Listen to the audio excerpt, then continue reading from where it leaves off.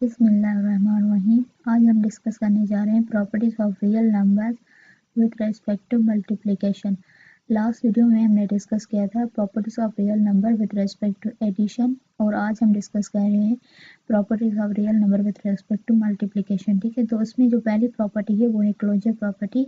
The product of any two real numbers A and B is again a real number. अगर आप दो real number ले रहे हैं, ठीक है, रियल नंबर में से ले रहे हैं, ठीक है, दो रियल नंबर्स ले रहे हैं और उनको आपस में मल्टीप्लाई करें, उनकी आप प्रोडक्ट ले रहे हैं, तो अगेन आपके पास जो रिजल्ट आएगी, आउटपुट आएगी, वो भी रियल नंबर होगी। ठीक है, ए और बी आपने लिए हैं रियल नंबर से और उनकी आपस में प्रोडक्ट ली है, तो आपको जो रिजल्ट आ रही है अब मतलब वो भी रियल नंबर ही आ रही है, तो उसको हम क्या कहते हैं, closure property with respect to multiplication. ठीक है, फॉर सपोज आपने 5/7 लिए रियल नंबर से, तो आपने उसको प्रोडक्ट ली, तो आंसर आया 35, और 35 भी हमारा बिलोंग करता है, एग्जिस्ट करता है किसके अंदर, रियल नंबर के अंदर। ठीक है, सिमिलरली आपने दो रैशनल नंबर लिए 3/5, 6/7, ये भी हमारे रियल नंबर में बिलोंग करते हैं, और आप इनकी प्रोडक्ट लेते हैं तो 18/35 होता है, और वो भी हमारा रियल नंबर में बिलोंग करता है। तो देखिए, तो ये प्रॉपर्टी है हमारी क्लोजर प्रॉपर्टी। क्या कि अगर कोई भी दो रियल नंबर आप ले रहे हैं तो उनकी प्रोडक्ट भी अगेन क्या होगी, रियल नंबर ही होगी। नंबर सेकंड प्रॉपर्टी है commutative property. For any two real number A and B, A B इक्वल होता है B A, is called the commutative property with respect to multiplication. मतलब अगर दो नंबर आप पहले ए के साथ बी मल्टीप्लाई करवाएं या फिर बी के साथ ए मल्टीप्लाई करवाएं, ठीक है, मतलब ए के साथ जो बी की प्रोडक्ट लें या बी के साथ ए की प्रोडक्ट लें, तो आपकी जो रिजल्ट है वो सेम आएगी, तो दोनों तरफ से, तो उसको हम क्या बोलते हैं कि कम्यूटेटिव प्रॉपर्टी है विद रेस्पेक्ट टू मल्टीप्लिकेशन। ठीक है, फॉर सपोज आपने यहाँ पे लिखा हुआ है स्क्वायर रूट 3 स्क्वायर रूट के अंदर 5 स्क्वायर रूट ऑफ 5 लिया है रियल नंबर से, और उनको जब आपने प्रोडक्ट लिया है under root square root of the 3 square root of 5 की प्रोडक्ट, या फिर square root of 5 square root of 3 की प्रोडक्ट, दोनों तरफ जो है ना रिजल्ट आउटपुट जो है वो हमारी सेम आ रही है, तो इसको हमने कम्यूटेटिव प्रॉपर्टी ली है। सिमिलरली 3 और 4 रियल नंबर में बिलोंग करते हैं, उनकी प्रोडक्ट 3 के साथ 4 की प्रोडक्ट ले या 4 के साथ 3 की प्रोडक्ट ले, तो रिजल्ट आउटपुट एक ही आएगी, तो उसकी ये हो गई हमारी कम्यूटेटिव प्रॉपर्टी। ठीक है, उसके बाद है एसोसिएटिव प्रॉपर्टी। एसोसिएटिव प्रॉपर्टी ये होती है कि for any real numbers A B and सी,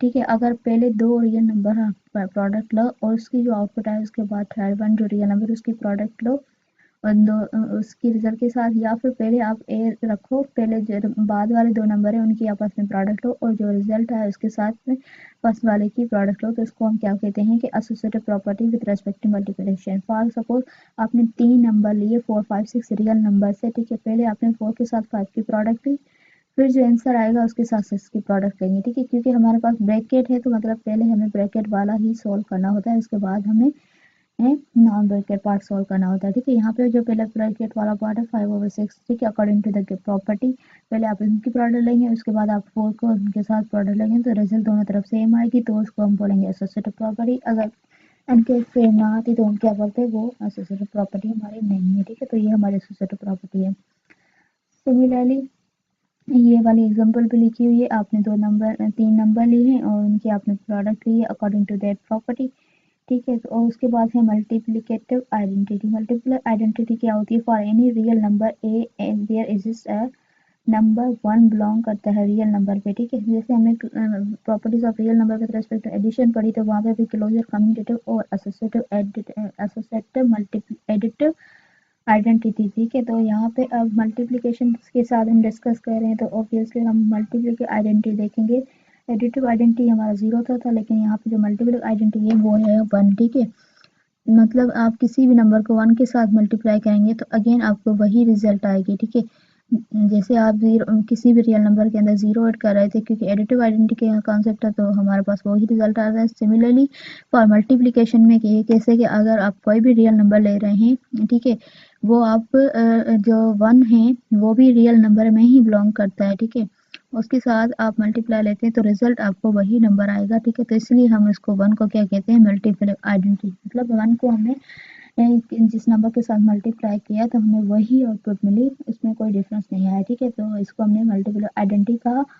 जैसे यहाँ पे लिखा हुआ है कि 1 को 3 के साथ करें या 3 को 1 के साथ करें, रिजल्ट जो है 3 ही आएगी, ठीक है।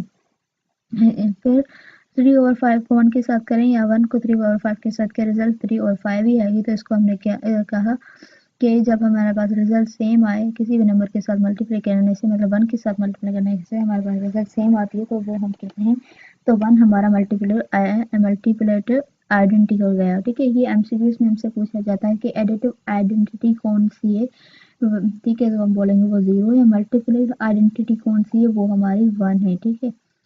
और ये प्रॉपर्टीज जो लिखी हुई है जनरल फॉर्म में, एसोसिएटिव, कम्यूटेड, क्लोजर, तो ये हमें मतलब रिमेंबर होनी चाहिए for the exam, for the MCQs purpose, ठीक है। Then multiplicative inverse for each A belong करता है रियल नंबर, और ए जो है वो इक्वल नहीं होना चाहिए 0, क्योंकि अगर डिनोमिनेटर में आप 0 लेंगे तो वो अनडिफाइंड हो जाएगा। इसलिए बोल रहा है कि आप जो भी रियल नंबर लो लेकिन 0 नहीं ले सकते। There exist in element 1/a और ए इनवर्स बिलोंग करता है रियल नंबर से, ठीक है। जब ए और 1/a आप लेंगे, ठीक है, आपने जो ए लिया है, ठीक है, वो 0 नहीं लिया, मतलब कोई 0 के अलावा आपने कोई भी रियल नंबर लिया, ठीक है, और उसका लिया 1/a, ठीक है। जब आप उसको आपस में मल्टीप्लाई करवाएंगे तो आपकी जो रिजल्ट आएगी वो 1 आएगी, ठीक है। थस 1/a और a जो है आपके मल्टीप्लिक इनवर्स हैं एक दूसरे के, ठीक है। जैसे हमने एडिटिव में पढ़ा था वही सिमिलर कॉन्सेप्ट है, आप उसका इनवर्स ले रहे थे, जो a था उसका नेगेटिव फॉर्म ले रहे थे, ठीक है। तो क्योंकि एडिटिव में क्या होता है, पॉजिटिव और नेगेटिव ऑप्शन कैंसिल होते हैं, ठीक है। और यहाँ पे मल्टीप्लिकेटिव इनवर्स फॉर्म में फाइंड करना है, तो a के साथ हम उसका उलट वाला फॉर्म जो नंबर लेंगे उसका डिनोमिनेटर फॉर्म वाला लेंगे 1/8, ठीक है। क्योंकि ये आपस में कैंसिल होंगे तो हमारे पास रिजल्ट आएगी 1, जो कि हमारे तो हम बोलेंगे 1a और 1/a जो है वो एक दूसरे के क्या है, मल्टीप्लिकेटिव के इनवर्स हैं। सिमिलर ये हमारे पास एग्जांपल में लिखा हुआ है 3 ये 1/3 तो या फिर 1/3 3 हो तो 3 आपस में कैंसिल हो गए, 1 आ गए, तो हम बोलेंगे 3 और 1/3 क्या है, एक दूसरे के मल्टीप्लिकेटिव इनवर्स हैं, ठीक है। उसके बाद हमारे पास प्रॉपर्टीज आती हैं, distributive property of multiplication over addition, तो इसको इंशाल्लाह हम नेक्स्ट वीडियो में डिस्कस करेंगे।